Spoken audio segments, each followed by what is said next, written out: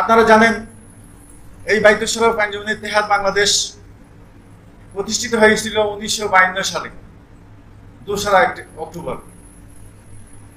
এবং অনেকেই হয়তো জানেন এই প্রতিষ্ঠান প্রথম প্রতিষ্ঠা লাভ করেছিল লোহাগাড়া আখতারাবাদ কুমিরাগুনাতে, সেখান থেকে এখানে স্থানান্তর হয়েছে।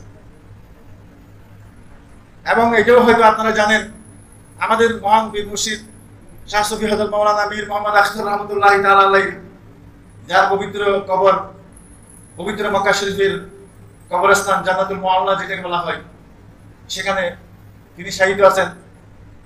31 সালে 5 ফেব্রুয়ারি তিনি ইন্তেকাল করেছিলেন।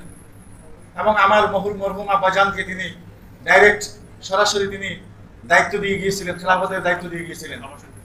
পবিত্র কাবা শরীফকে সামনে রেখে মুলতাজিমের সামনে দোয়া করে আল্লাহ তাআলাকে সুপুর্দ করে দিয়েছিলেন।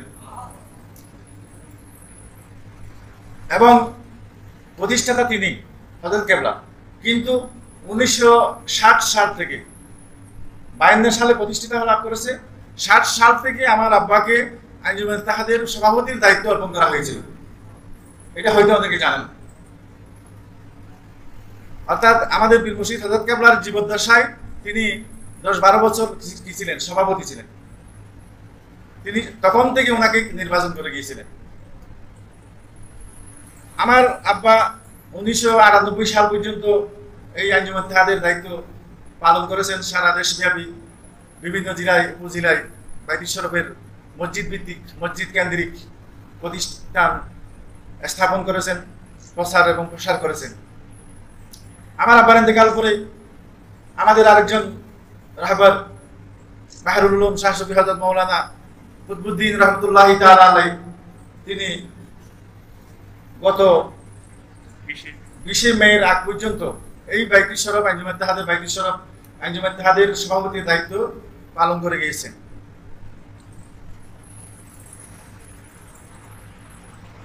এরপরের ইতিহাস আপনারা সবাই জানেন।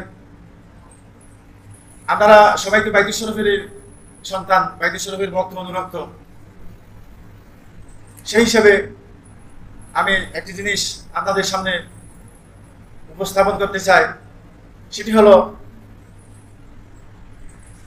আমি পীর সাহেবের ছেলে, সেই হিসাবে আমি পীর সাহেব হব, আমি পীর সাহেবের দাবিদার, আমি পীর সাহেবের যোগ্য, সেই মানসিকতা আমার কখনো ছিল না।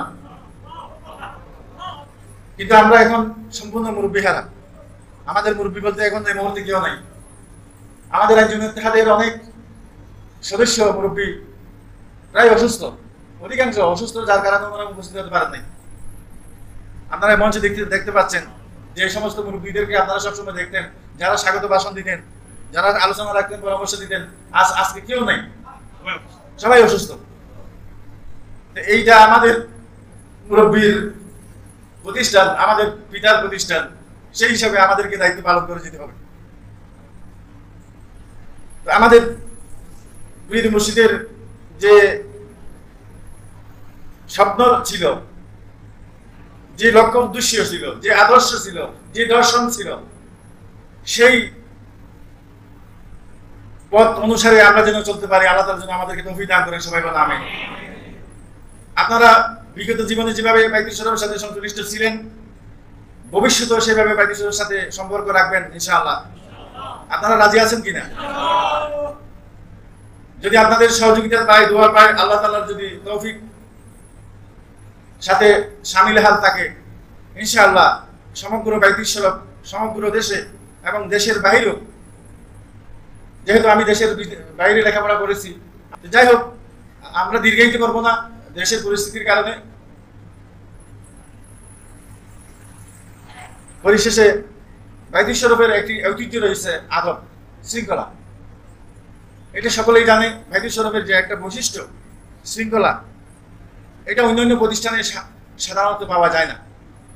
আলহামদুলিল্লাহ, সবাই বলেন আলহামদুলিল্লাহ। এই আদব শৃঙ্খলা এটা যেন বিগত জীবনে যেভাবে ছিল, বর্তমানেও সেভাবে থাকবে, ভবিষ্যতেও সেভাবে যেন থাকে, সেই দিকে আপনাদের সবাইকে দৃষ্টি রাখতে হবে। বাইতুল শরফের মধ্যে কোনো ভেদাভেদ নাই, বাইতুল শরফের মধ্যে কোনো ফিতনা ফাসাদ নাই, বাইতুল শরফের মধ্যে কোনো ঝগড়া মারামারি হানাহানি এগুলো বাইতুল শরফের মধ্যে কি নাই। বাইতুল শরফ কোনো কারো বিরুদ্ধে আলোচনা সমালোচনা করে না। বাইতুল শরীফ এটি সম্পূর্ণ রাজনৈতিক একটি সংগঠন। এখানে ধর্ম বর্ণ নির্বিশেষে বিভিন্ন রাজনৈতিক লোকের সমাগম হলো বাইতুল শরীফ। বিভিন্ন রাজনৈতিক মতাদর্শ তাদের ভিন্ন ভিন্ন, কিন্তু বাইতুল শরীফ আসলে সবাই একমত, এখানে কারো দুই মত নাই। এবং বাইতুল শরীফ পরিচালিত হয় বাইতুল শরীফের যিনি প্রধান, তার নির্দেশনায়। এটাই বাইতুল শরীফের সবচেয়ে বড় মহাব্বত, বাইতুল শরীফের বড় আদব। আমি আমার কথা দীর্ঘায়িত না করে আবারও আপনাদেরকে স্বাগতম জানিয়ে আপনাদের সুস্বাস্থ্য কামনা করছি। মহান আল্লাহর দরবারে এই মহামারী করোনা ভাইরাস থেকে আমাদেরকে যেন সবাইকে রক্ষা করেন। সবাই বলেন আমিন। আমার এই সংক্ষিপ্ত কথা এখানে শেষ করছি। ওয়া আখিরু দাওয়ানা আলহামদুলিল্লাহি রাব্বিল আলামিন।